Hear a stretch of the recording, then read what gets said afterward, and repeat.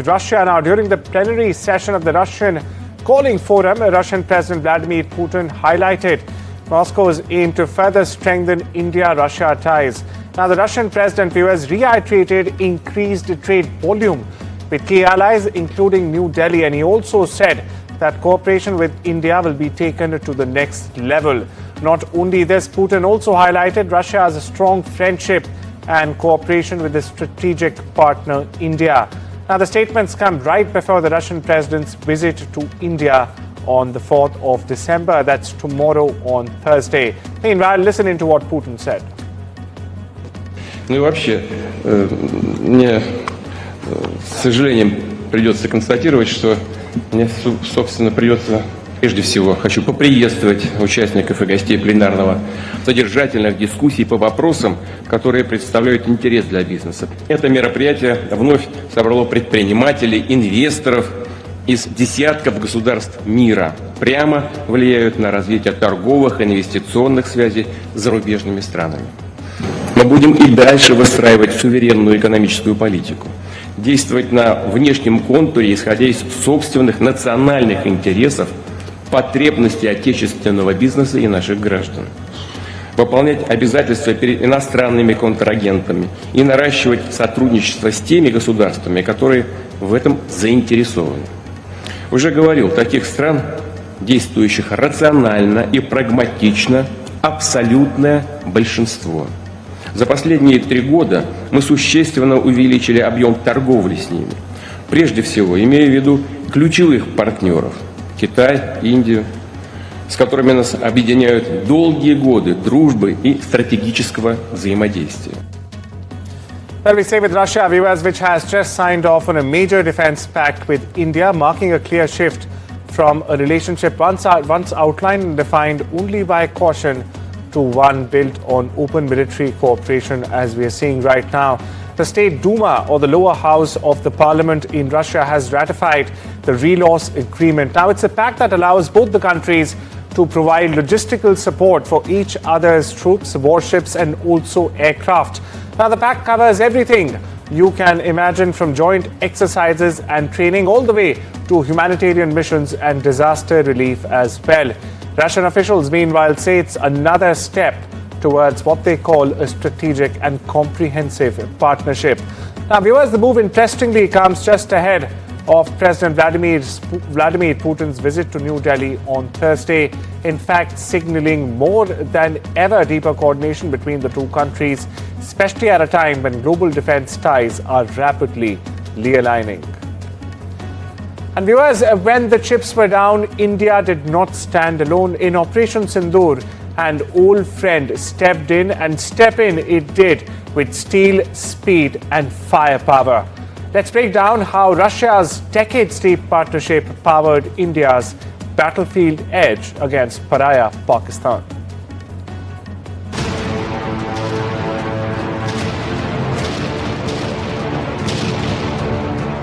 When the storm hit Delhi, Moscow didn't blink. Because some friendships never fade. They forged themselves in fire, and in Operation Sindoor, that iron bond showed its strength again. Russia, India's all-weather friend, a partnership older than most of the systems it built. The results were crystal clear on the front line. There were pinpoint strikes as silent shields defended Indian territory. All this while jets roared with intent above. At the tip of the spear was the BrahMos, and during Operation Sindoor, it spoke with devastating accuracy. Targets deep behind enemy lines hit with surgical precision, fast, fearless, and totally unmatched.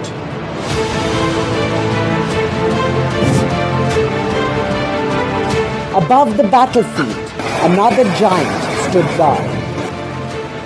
The S-400, a shield of radars, a wall of electronic eyes, drones and incoming threats intercepted, blinded, forced to turn back or be turned to scrap metal. And then came the Sukhois, the aircraft India knows as its own, Russian by origin and Indian by production, their strikes were sharp and decisive. But the story runs deeper than one operation, from historically being buyer and seller to now becoming co-creators.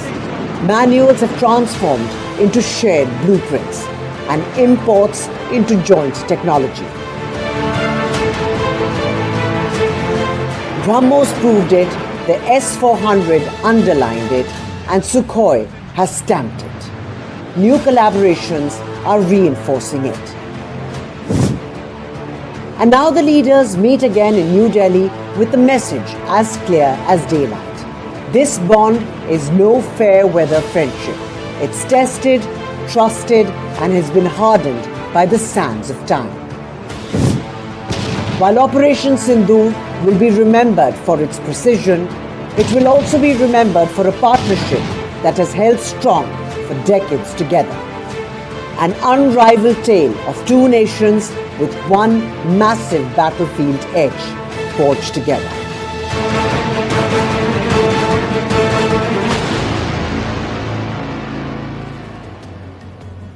Stay with Russia, where Trump's envoy Steve Witkoff and his son-in-law Jared Kushner met with President Vladimir Putin earlier today at the Kremlin. Now, both the sides are calling the talks substantive and productive.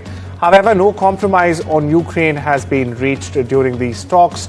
Kremlin aide Yuri Ushakov, meanwhile, says some US proposals look more or less acceptable, while others, well, they do not suit us, and key territorial issues remain unresolved still. Now, despite the marathon session, viewers, NATO officials are warning that they see absolutely no sign that Russia is ready to make meaningful concessions. Meanwhile, Ukrainians continue living under rolling outages and freezing homes as strikes still persist, underscoring the gap between negotiation rooms and daily life on the ground. We get you more reactions on this. Пока еще компромиссного варианта найдено не было, но некоторые американские наработки, они выглядят более-менее приемлемо, но их нужно обсуждать. Некоторые формулировки, которые нам были предложены, они нам не подходят, то есть работа будет продолжаться. But this war is going on, and the president is trying to end it, not because, listen, we got a million things to focus on in the world as a country, but he's the only leader in the world that can help end it. And that's why even as we speak to you now, Steve Witkoff is in Moscow trying to find a way to end this war, to save lives of 9,000 people, Mr. President, as you know, are dying every week. More people are dying a week in that war than have died in the entirety of the US's involvement in Afghanistan or Iraq. Just think about that, how bloody and destructive it is. The president's taken on this issue of Sudan personally, not send out deputies to do it. Again, far away from the United States, because he's the only leader in the world that can bring it about to an end, not to mention all the other peace deals, very dangerous ones like India and Pakistan, or Cambodia and Thailand. As these negotiations were going on in the Kremlin between US negotiators, Trump's negotiators, and Russian President Vladimir Putin, from across the border, Ukraine's President Volodymyr Zelensky has said that any peace plan talks with Russia must involve Ukraine. That's right, Zelensky's insisted that talks remain fair and just, in his words. Now, details of these peace talks remain scarce despite the ongoing efforts, and bridging gaps between the sides is challenging and will continue to remain so. Meanwhile, listen in to what Zelensky had to say. Важливо, щоб все це було справедливо і відкрито, щоб не було ніякої гри за спиною України, щоб нічого не було вирішено без України про нас, про наше майбутнє.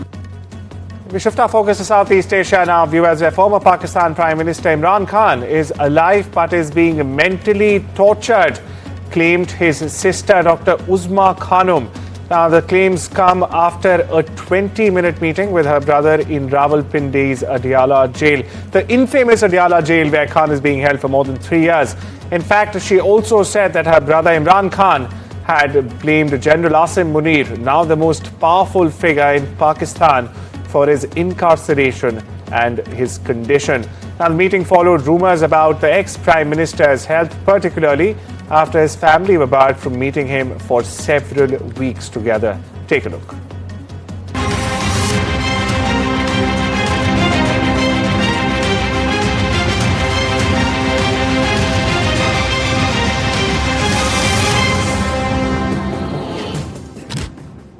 began with a swirl of rumors. Fake reports circulating out of Afghanistan claiming that Imran Khan was dead and the Pakistan administration was hiding the truth. On Tuesday, much to the relief of Imran Khan's family, confirmation was out that Khan was very much alive. Uzma Khan, Imran Khan's sister, was granted access to see Imran lodged in the Adiala jail in Rawalpindi. The meeting was a brief one, lasting about 20 minutes. सेहत अल्हम्दुलिल्लाह ठीक है, मगर ज़हनी वो उन्होंने बड़े गुस्से में थे, कहते हैं कि हमें ये मेंटल टॉर्चर कर रहे हैं और सारा दिन कमरे में बंद, थोड़ा सा बाहर जो निकल सकते हैं, कोई किसी से कम्युनिकेशन नहीं, कहते हैं ये आसिम मुनीर जिम्मेदार है, ये सब कुछ हो रहा है। बाकी कितनी देर मुलाकात रही है मैडम आपकी? अच्छा, सेहत उनकी ठीक है?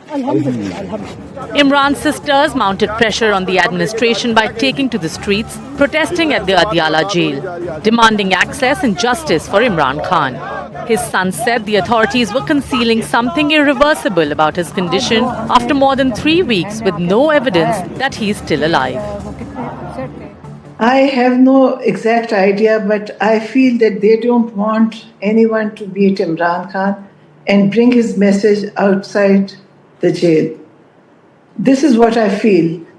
And secondly, they want people to get more disturbed. You know, you keep thinking what is going inside the jail.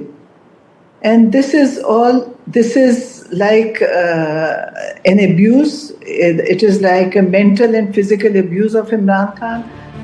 Imran Khan has been in jail since August 2023, serving a 14-year sentence on corruption charges, which his party alleges are politically motivated.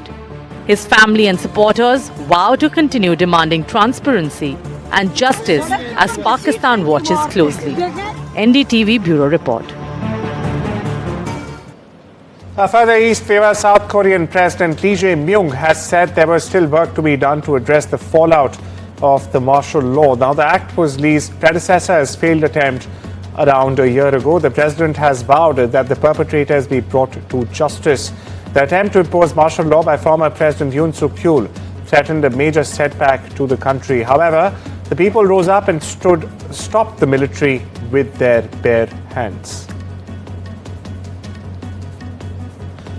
Pope Leo XIV commented on efforts to reach peaceful solutions to conflicts in Ukraine and Venezuela. Now, this came during his in-flight press conference returning from Beirut to Rome on Tuesday. The Pope said that the Holy See was conducting behind-the-scenes conversations aimed at promoting peace between the two countries. The Pope just also, by the way, concluded a 6-day trip to Turkey and Lebanon, his first as pontiff. Listen in. Sobre Venezuela, a nivel de la conferencia episcopal, con el nuncio, estamos buscando maneras para calmar la situación, buscar sobre todo el bien del pueblo, porque tantas veces quien sufre en esas situaciones es el pueblo, no son las autoridades. Las voces que vienen de Estados Unidos cambian con cierta frecuencia a veces. Hay que ver. Por un lado, parece que ha habido una conversación por teléfono de los dos presidentes. Al otro lado, hay ese peligro, esa posibilidad de que haya alguna actividad, alguna operación, incluso invadiendo el territorio de Venezuela. Yo no sé más. Yo, de nuevo, creo que es, digamos, mejor buscar maneras de diálogo, quizás presión, incluso presión económica, pero buscando otra manera para cambiar, si es lo que decidan hacer en Estados Unidos. Now, in the South Africa's centrist Liberal Party, Salvador Nasrallah has garnered a razor-thin lead in Honduras' presidential election over Nasri Asfura. Now, the conservative candidate Asfura is backed by US President Donald Trump. It's important to underline here. The vote count was plagued by several delays and allegations of fraud combined with them. Now, the latest results showed Nasrallah on 40.13 percentage points and Asfura of the National Party on 39.71 percentage points, with around 68% of votes counted. US President Donald Trump has pardoned former Honduran President Juan Hernandez, freeing him from a 45-year sentence. Now, the sentence, viewers, was for conspiring to import tons of cocaine into the United States. Now, Trump's extraordinary move risks weakening US credibility in Latin America and could very well embolden corrupt anchors as well. That's what the critics are pointing out. Not only this, it is also likely to draw criticism, and stark criticism at that he's undercutting decades of US efforts to fight transnational drug networks. Over in Western Europe, German Interior Minister Alexander Dobrindt on Tuesday inaugurated the country's new federal police's drone defense unit. That's correct. Now, this unit can be deployed across the country and is, in Germany's words, equipped with the latest technology for smart drone defense. The unit is designed to detect, intercept, and also shoot down unmanned aerial vehicles, or UAV, or drones, as we know them. Up to 130 police officers will work in the drone defense unit. Now, in addition to this new unit, German airports are also being upgraded to detect and defend against drone threats. Colombia's geological survey has raised an alert status after the Puris volcano erupted for the first time in decades. The orange level alert was issued as footage was released showing ash and smoke spewing from the volcano near the city of Popayan. The coordinator of the Volcanological Observatory, Jaime Raigosa, said on Tuesday that the volcano last erupted in 1977. Almost 50 years ago, that is. Meanwhile, ash was blown as far as Popayan, located about 28 kilometers away from this volcano. The smoke, meanwhile, triggered officials to raise the alert level to orange. We get you more. De que eran muchas emisiones de ceniza al día.